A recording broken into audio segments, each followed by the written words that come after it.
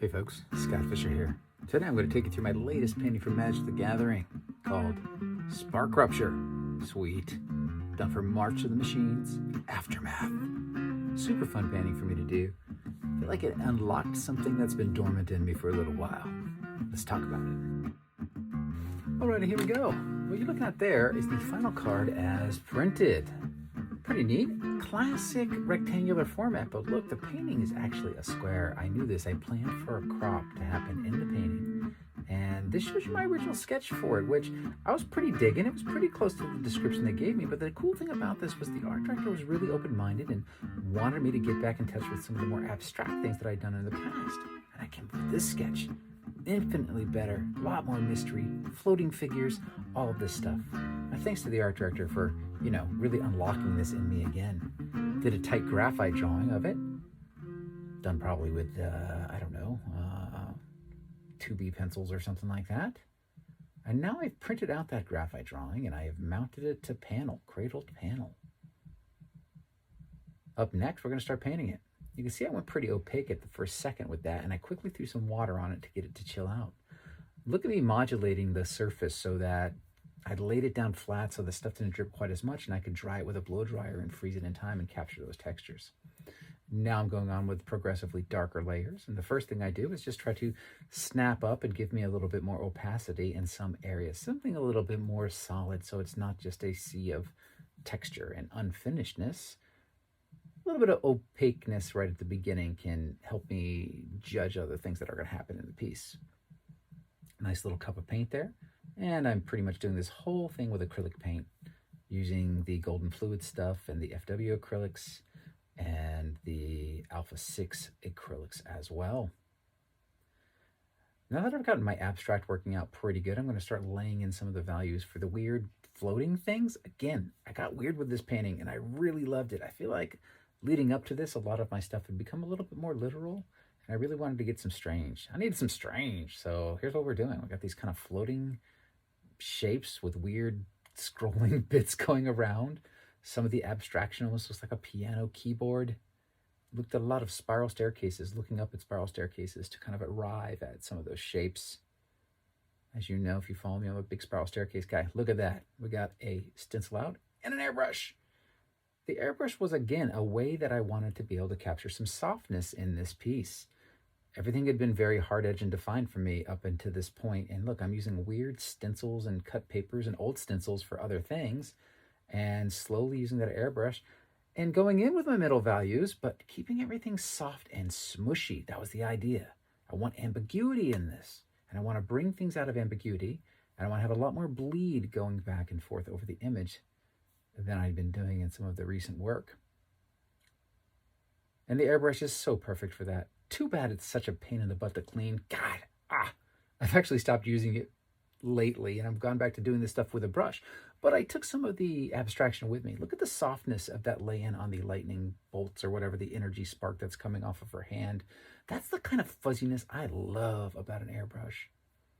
Used a different stencil to create some texture on those black orbs that are at the top and the bottom. And pretty fast, I'm going to want to go in there and cut out some negative space. I love this part so much, just using a lavender pink that I mixed up in a little container there. And of course, I increased the contrast behind the figure the most because that's where I want you to look. And I thought it'd be pretty neat with all the fuzziness of the airbrush to go in and have some more solid edges and solid forms, letting the stuff that's beneath it bleed back and forth in the airbrush coolness that happens. I'm really not going to know where to push the values on this until I address the spark, the special effect in this painting. So I went in with a light blue. It looks like white on the surface, but you can see in the cup there, it's actually a light blue.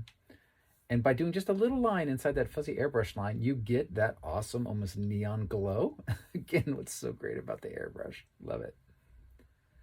Lots of edge lighting going on in this, as you have the luxury of doing so because of the brightness of this energy spark.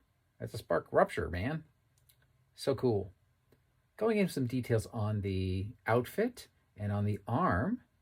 And I was using a combination of a very tiny liner brush from Robert Simmons, White Sable, and also using a nib pen dipped in the acrylic ink.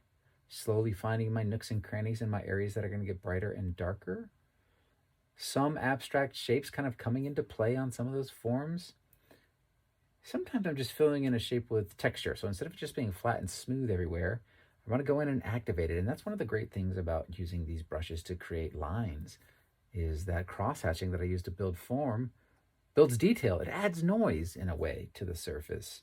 And that's a really good thing. It makes it more fun for me and shows the artist was there making marks as opposed to something that's just super blended. And I just love to show, me in there making a mess. And I want the viewer to feel that. But still, I'm letting those airbrush fuzziness still take a hold at the moment. The cape that's up on her shoulder is still pretty fuzzy airbrush. The feet are still pretty fuzzy airbrush. Knocking some of that edge lighting around from the spark, letting it creep over the torso. And spilling it out into the electric, veins or whatever that's coming off the figure. Really got to use the silhouette of that hand above the head and go much brighter with what's behind it and let the silhouette speak. If you go in with super high, bright white highlights on those hands, the effect is going to be diminished. So trust your silhouette on that stuff. Gradient theory come into effect. Look at this. I'm creating a whole sweeping gradient from the back point of the cape all the way up through. And you can see I'm traveling through warm and cool greens to create more depth. When you bounce around between warm and cool, even along one surface, if you've got a green dress and it's warm green at the top of the dress and cool green at the bottom, it's going to feel like I had a little bit more of a travel. And going in and knocking in some more highlights, doing a little bit more around the shoulder with the cape. The fuzziness slowly starts to go away in spots, but I feel like it's still underneath there and still bleeding through in areas, and it's certainly letting me evolve stuff out of the smoke a little bit more. You can see in that ponytail, it's definitely fuzzed out where the brown airbrush went down first. Going with some nice mark making, you're good to go. Face was rather easy because less was more with this face. Just a little bit of rendering in the shadow side and a little bit of highlighting. And I had to be very gentle with it because look how small it is. It's like the size of my last digit of my thumb.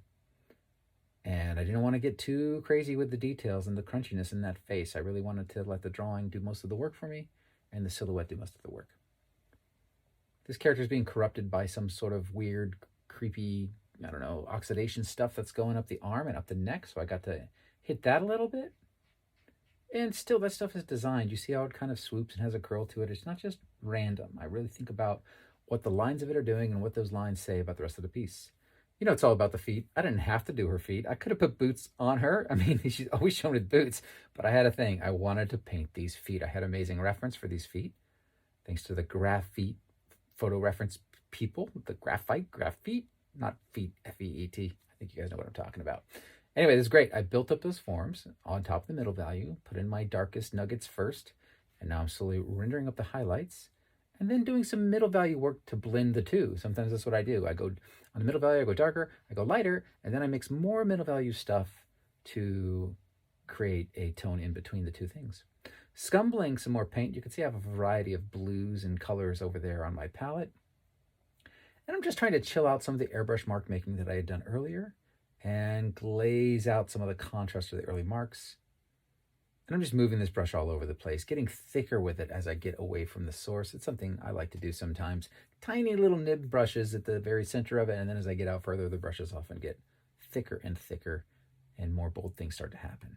A little bit of work up in the hair and on the head a little bit more. We pushed it a little bit more, but I'm not going into the face around the eye very much. And slowly I'm just squinting at the abstraction that happened in the background and just finding various things to light a little bit more and some things to stay subtle and, push back and forth. Bit more light on the skin, on the lit area. Notice I'm still not messing with the shadow side very much. Sometimes there's a choice I make. If I'm going to render in the shadows, I leave the highlights pretty quiet. And if I'm going to render in the highlights, I leave the shadows pretty quiet. Sometimes it goes both ways, but I play little games with myself like that sometimes. Yeah. Now we're going to add a little bit more interest to, I sprayed a stencil over these orbs, and now I'm going in and I'm finding areas, those Thomas's, nooks and crannies, buttery goodness. I'm just trying to find these areas of highlight and dark to make the substance a little bit more interesting. It's almost like an eyeball. Look at that, a fan brush came out for a second. Threw some textures because I didn't want to render out that texture all the way to the edge. I wanted it to fall into brush strokes. And there it is, my friends, the final piece.